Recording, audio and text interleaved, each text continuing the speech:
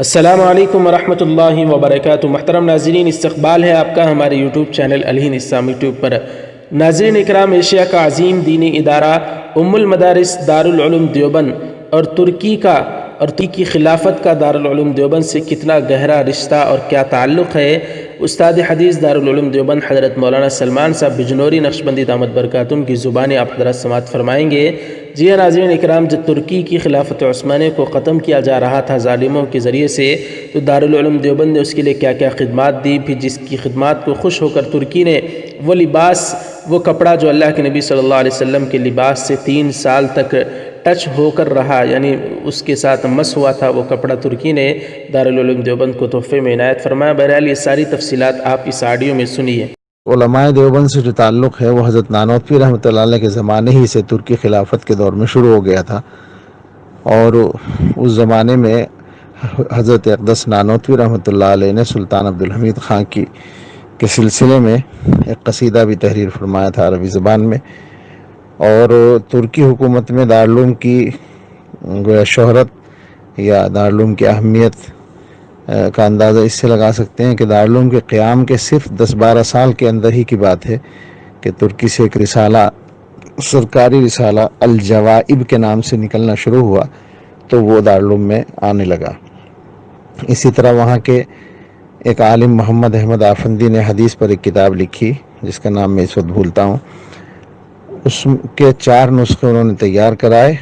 2 نسخے ترکی خلافت کے کتب خانے میں اور داخل کیے، ایک نسخہ ازہر بھیجا اور ایک نسخہ دارالعلوم دیوبند بھیجا۔ اس طرح سے اسی زمانے سے تعلقات رہے۔ پھر جب ترکی خلافت خطرے میں آئی اور ہندوستان میں اس کے سلسلے میں تحریک چلی اور مختلف طبقات نے، یہ جو تحریک خلافت کے نام سے مشہور ہے، یہ تو ایک طرح سے کسی قدر بعد میں چلی، لیکن اس سے پہلے ہی دارالعلوم نے ان کی امداد کے سلسلے میں بہت محنت کی، اور ایک بار تو تعلیمی سلسلہ بند کر کے ترکی حکومت کی اعانت کے لیے چندہ فراہم کیا گیا، اور میں نے روداد میں پڑھا ہے 7-8 سال پہلے کہ دارالعلوم کا اس سال کا جتنا بجٹ تھا اس سے 2 گنا چندہ کر کے ترکی بھیجا گیا۔ اسی تائید و حمایت کے شکریہ کے طور پر ترکی حکومت نے باقاعدہ اپنے سفیر کے ذریعے وہ رومال یا وہ کپڑا بھیجا تھا جو دفتر محاسبی میں آپ حضرات میں سے بہت سو نے دیکھا ہوگا، جو رسول اللہ صلی اللہ تعالیٰ علیہ وسلم کے جبہ مبارک سے 3 سال تک مس رہا، یعنی جبہ مبارک اس میں لپٹا ہوا رکھا رہا، تو یہ احسان شناسی کے طور پر انہوں نے تحفہ بھیجا تھا۔ بہرحال یہ علماء دیوبند کے بنیادی تعلق کا پس منظر ہے، تو اس لیے مجموعی اعتبار سے یہی کہا جا سکتا ہے کہ مزاجاً وہ ہمارے قریب ہیں۔ بعد میں بھی رابطے کے سلسلے جاری رہے ہیں۔ میرے خیال ہے 2007 میں کوئی کانفرنس ہوئی تھی، اس میں حضرت مولانا سید ارشد مدنی صاحب تشریف لے گئے تھے اور بھی بعض حضرات گئے تھے، اور 2013 کی کانفرنس میں حضرت محتمم صاحب کے ساتھ میں اور مولانا عارف جمیل صاحب گئے تھے، اور بھی اساتذہ کا وہاں کا سفر ہوا ہے، اور اپنے فضلاء کے اسفار بھی ہوتے ہیں، تو اس طرح سے وہاں تعارف بھی ہے اور کسی درجے میں فکری ہم آہنگی بھی پائی جاتی ہے۔ اس میں یہ بھی ہے کہ علامہ زاہد کوثری رحمۃ اللہ علیہ چونکہ خود کردی تھے اور ترکی کے آخری شیخ الاسلام